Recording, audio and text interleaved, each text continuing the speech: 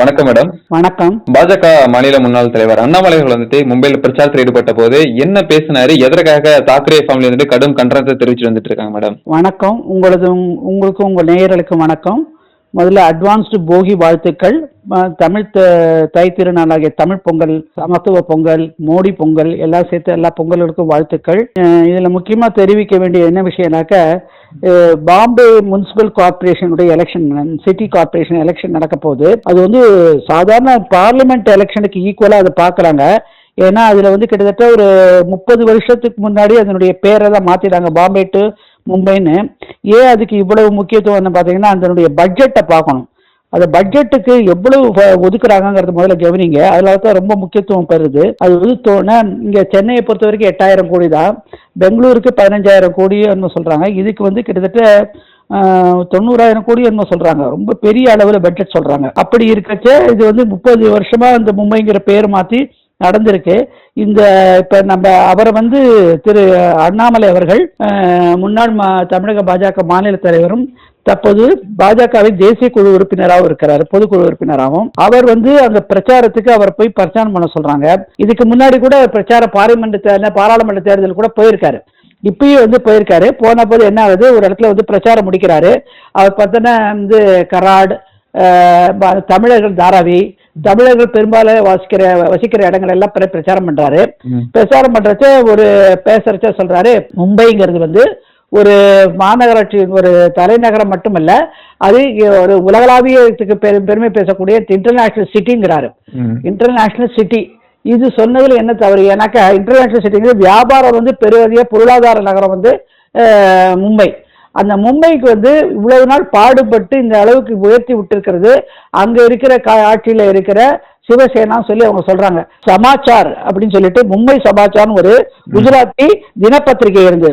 அப்படி இருக்கிறச்ச ஒரு தற்போதைய மாண்புமிகு மத்திய உள்துறை அமைச்சர் திரு அமித்ஷா அவர்கள் அதனுடைய பெயருக்கு ஏற்ற மாதிரி இதுல வந்து மும்பைங்கிறது வந்து பாம்பேங்கிறது மும்பை என்று மாற்றணும் என்று ஒரு 1995 ஒரு கேபினட் மீட்டிங் நடந்த போது முடிவு எடுத்து அந்த மும்பைங்கிறது மும்பையா மாத்தினாங்க. அப்ப கூட இவங்க எதிர்ப்பு தெரிவிச்சு இவங்க குஜராத்தி ஒரு லாபி வந்து இதை மாத்த பார்க்குதுன்னு சொல்லி கோர்ட்டு மும்பையுடைய உயர்நீதிமன்றம் வரைக்கும் போனாங்க. மகாராஷ்டிரா பாம்பே உயர்நீதிமன்றம். அப்ப பாம்பே உயர்நீதிமன்றம் ஒரு எடுத்துக்காட்ட சொல்லி மும்பை சமாச்சாரங்கிறது வந்து ஒரு குஜராத்தி பத்திரிகை தானே, அதை ஏற்றுக்கிட்டு இருக்கீங்களே, இதுல தவறே கிடையாது அப்படின்னு சொல்லிட்டு அதை அந்த பெயரை புலனமைத்து சரிதான் சொல்லி முடிச்சுட்டாங்க. அதனால இவங்களுடைய பங்களிப்புங்கிறது ஒண்ணு கிடையாது. 1990 அது பேரை மாற்றத்துக்கு முன்னிறுத்திட்டு பாஜகவை சேர்ந்த மாண்புமிகு மத்திய உள்துறை அமைச்சர் திரு அமித்ஷா அவர்கள் இதை கூட அதனுடைய ஜட்ஜ்மெண்ட்ல சுட்டி காட்டிருக்காங்க தீர்ப்புரையில. அப்படி இருக்கிறச்ச இன்னைக்கு சஞ்சய் ராவத் வந்து அங்க ஒரு புரட்சியை கலப்பணும்னு சொல்லி இல்ல பாஜக செஞ்சது, பாஜக செய்யல, நாங்க தான் பால் தாக்கரேஜி தான் செஞ்சாரு அப்படி இப்படின்னா சொன்னாங்க. இவங்களுடைய பேச்செல்லாம் எப்போதும் வந்து ஆன்டி மராத்தியா இருக்கும் அப்படின்னா சொல்றாங்க. அந்த மாதிரி சொல்லி மொழி பிரச்சனையை கையில தூக்கி கையாளணும் பண்ணாங்க. அதனால தான் ஒரு தமிழன் வந்து இதுக்குள்ள வந்து பிரச்சாரத்துல எப்படி வந்து பாம்பேயை வந்து உலகளாவிய சிட்டி சொல்லுவாரு, இன்டர்நேஷனல் சிட்டி நகரம் என்று சொல்லுவாரு அப்படின்னு சொல்லிட்டு அவரை வந்து ஒரு என்ன சொல்றது, என்ன பேசணும் தெரியும். அவங்களுடைய அந்த கட்சியினுடைய சிவசேனா பிரிவினுடைய கட்சியினுடைய பத்திரிகை ஒண்ணு இருக்கு, அது இங்க இருக்கு, முரசொலி மாதிரி, அது பேரு சாமனான் பேரு. அந்த சாமனால எழுதினாங்க அவர் ரசமுலாய்.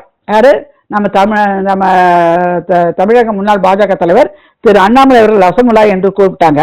அது கூட்டிட்டு அந்த மாதிரி ஒரு அவங்களுக்கு எப்பவுமே பாத்தீங்கன்னா முரசொலியில கூட பாஜகவை பத்தி தரக்குறைவா எழுதுவாங்க. அதுக்குன்னு ஒரு செட் ஆஃப் பீப்புள் இருக்காங்க, அதை வச்சு எழுதுவாங்க. அப்படிதான் பண்ணிட்டு இருக்காங்க. இன்னைக்கு எழுதியிருக்காங்க தலையங்கம். இது எப்பயுமே பாத்தீங்கன்னா அவங்க வந்து ஒரு சீட்டு தான் வந்து பிஜேபி வந்து அந்த 2019 இருந்த போது அந்த முனிசிபல் இதுல பாம்பேல ஜெயிச்சாங்க. இப்ப பெருவளவில் ஜெயிக்கிறதுக்கான முகாந்திரங்கள் இருக்கு, ரொம்ப விகரசா இருக்கு. 90,000 கோடி பாருங்க, 90,000 கோடிங்கிறது ஒரு முனிசிபல் கார்பரேஷன் பட்ஜெட்னா அங்க எப்படி இருக்குங்கிறது பாருங்க. முதல்ல பாத்தீங்கன்னாக்க பாம்பேங்கிறது இவங்க வச்ச பேரே கிடையாது. ஒரு 7 தீவுகள் ஒன்னா சேர்ந்து மும்பாய் அப்படிங்கிற பேர்ல, அதாவது நல்ல கடல்கிற பேர்ல வந்திருந்தாங்க. அது வச்சது போர்ச்சுகீஸ் 1661 வச்ச பேர் தான். அதுக்கப்புறம் அது வந்து பிரிட்டிஷ்காரங்களுக்கு கொடுக்கும்போது பிரிட்டிஷ்ல காலத்தோட சார்லஸ் 2ங்கிற ஒரு மகாராஜாவை கல்யாணம் பண்றாங்க. அந்த பிரிவுல சேர்ந்த அந்த வகுப்பை சேர்ந்த கேத்ரின்ங்கிறவங்க அவங்களுக்கு பரிசாக கல்யாண சீதனமாக இந்த 7 தீவுகளை கொண்ட இடத்த வந்து கொடுத்தாங்க பிரிட்டிஷ்காரங்க சார்லஸ் டூக்கு. அப்பதான் அவங்க வந்து மீனவர்களுடைய ஒரு சமுதாயத்து பேரு தான் மும்பா தேவின்னு சொல்லி ஒரு தேவி இருக்கு. அதை வழிபடுறவங்க அந்த மீனவ சமுதாயம். அதனுடைய பேர்ல தான் அதுக்கு வந்து மும்பைன்னு சொல்லி இப்ப வேற மாத்திருக்காங்க. அப்படி வந்ததுதான் அந்த போர்ச்சுகீஸ் வந்து பிரிட்டிஷ் கையில வந்து பிரிட்டிஷ்காரங்க தான் பேர் வச்சது பாம்பேன்னு வந்து பேர் வந்தது. ஆப்பிள் கூட இப்ப அங்க இது திறந்திருக்காங்க, கடை திறந்திருக்காங்களா இல்லையா? அப்ப ஆப்பிள் யாருது? அமெரிக்க நிறுவனம். அப்ப அமெரிக்க நிறுவனம் அங்க பெருளவில் திறந்து அந்த சிட்டியில ஃபர்ஸ்ட் திறந்து வியாபாரம் நடக்குது. இங்க சென்னையில வந்திருக்கா, இல்ல பெங்களூர்ல வந்திருக்கா, இல்ல டெல்லியில வந்திருக்கா? அப்ப இருக்குது இன்டர்நேஷனல் சிட்டின்னு சொன்னது என்ன தவறு இருக்கு? அதை நான் இதை வச்சுக்கிட்டு இன்னைக்கு அவரை மிரட்டுற மாதிரி பேசினாங்க. அதுக்கு சொன்னாங்க, அதுக்குதான் இன்னைக்கு பாஜக தமிழக பாஜக மாநில தலைவர் திரு அண்ணாமலை அவர்கள் தன்னுடைய பிரச்சனை யார் வேணா சொல்லுங்க, நான் வருவேன், உள்ள நுழைவேன், நீங்க என்ன செய்யறீங்க பார்த்துவோம் அப்படின்னாக்க அவங்களுக்கு வந்து அவர் சொல்றாரு, சாதாரண ஒரு விவசாய குடும்பத்தில் பிறந்த கிராமத்துல பிறந்த ஒரு மனிதன், எனக்கு இந்த அளவுக்கு ஒரு மீட்டிங் போட்டு என்னை தனி மனிதனை திட்டுறாங்கனாக்கா எனக்கு இந்த மாதிரி ஒரு வளர்ச்சியை கொடுத்த பாஜகவுக்கு நான் நன்றியுடையவனா இருக்கேன்னு சொல்றாரு. இது எப்படி இருக்கு பாருங்க. இது ஒரு சாதாரண மனுஷனை பாஜக முன்னெடுத்து கொண்டு போயிருக்குன்னு அவர் சொல்றாரு. அதுதான் ஜனநாயகமான இருக்கிற கட்சிங்கிறாரு. இவங்க என்ன சொல்றாங்க, அப்பா பிள்ளை பேரன் ஆதித்ய தாக்கரே, யாரு உத்தவ் தாக்கரேயோட பையன் பால் தாக்கரே, இவங்களுக்கு தனிமுகம் இருக்காங்க.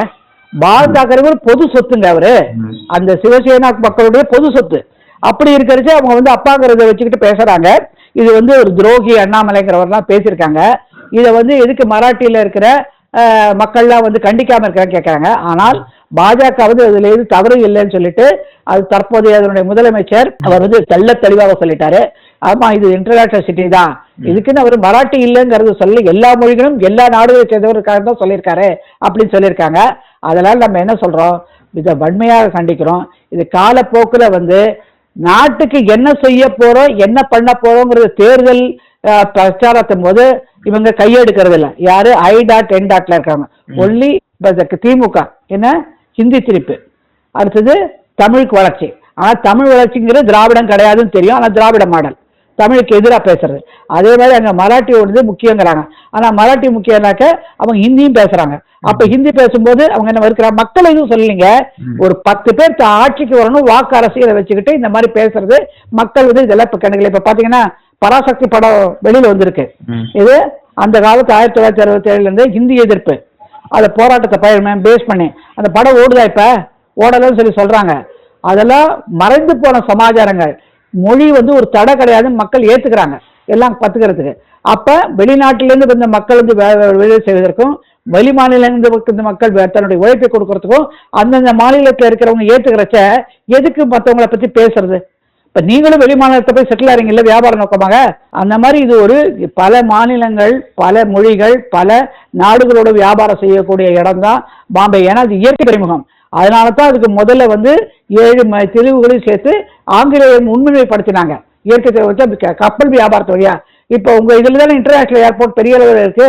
அது மறுபாரா உத்தவ் தாக்கரேயும் பால் தாக்கரேயும் பால் தாக்கரே மகனான உத்தவ் தாக்கரேயும் ராஜ் தாக்கரே அவரோட உறவினர் ராஜ் தாக்கரேயும். அதனால நாங்க என்ன சொல்றோம், அவர் பேசின இந்த தவறுமே இல்லை. இந்த மாதிரி பேசுறதுக்கு பால் தாக்கருடைய மகன் என்று சொல்லிக் கொண்டவர்கள் வெக்கப்பட வேண்டும். ஏன்னா பால் தாக்கரே இந்த அளவுக்கெல்லாம் அவர் என்னைக்குமே பேசினதா சரித்திரமே கிடையாது. நாங்களும் பார்த்துருக்கோம். அவர் மிகவும் கஷ்டப்பட்டார் இந்த கட்சியை மேல கொண்டு வரதுக்கு. ஆனா கொண்டு வந்த கட்சியை அழிக்கிறதுல பையன்களும் உறவினரும் பேரங்களும் ஈடுபடுறாங்கிறதா நம்ம கருத்து. நன்றி மேடம். நன்றி, வணக்கம்.